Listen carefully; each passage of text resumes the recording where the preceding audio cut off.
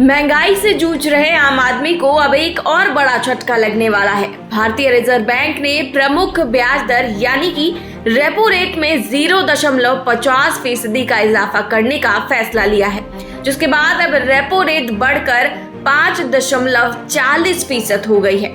यानी कि home loan से लेकर ऑटो और पर्सनल लोन सब कुछ महंगा होने वाला है और आपको ज्यादा ईएमआई चुकानी होगी।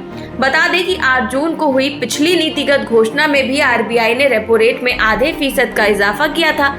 इससे रेपो रेट बढ़कर 4.90% पर पहुंच गई थी और अब रेपो रेट बढ़कर 5.40% हो गई है।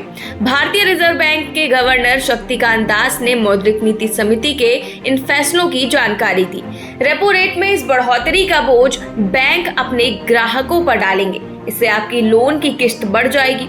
होम लोन के साथ साथ ऑटो लोन और पर्सनल लोन की किस्त में भी इजाफा होगा। अगर आपका होम लोन 30 लाख रुपए का है और इसकी अवधि 20 साल की है तो आपकी किस्त 24,168 रुपए से बढ़कर 25,093 रुपए पर पहुंच जाएगी। यानी कि 20 साल वाले 30 लाख के होम लोन की ईएमआई करीब 900 रुपए ज्यादा हो जाएगी। आपको बता दें कि रेपो रेट वो दर होती है जिस पर आरबीआई से बैंकों को कर्ज मिलता है। आरबीआई रेपो रेट घटाता है तो बैंक भी ग्राहकों के लिए ब्याज दरों को कम करते हैं। इससे ईएमआई भी घटती है। इसी तरह जब रेपो रेट में बढ़ोतरी होती है तो ब्याज दरों में बढ़ोतरी के कारण ग्राहक के लिए कर्ज महंगा हो जाता है। तो कुल मिलाकर बात यह है कि होम लोन की ईएमआई भरने वालों को अधिक भुगतान के लिए कमर कस लेनी चाहिए।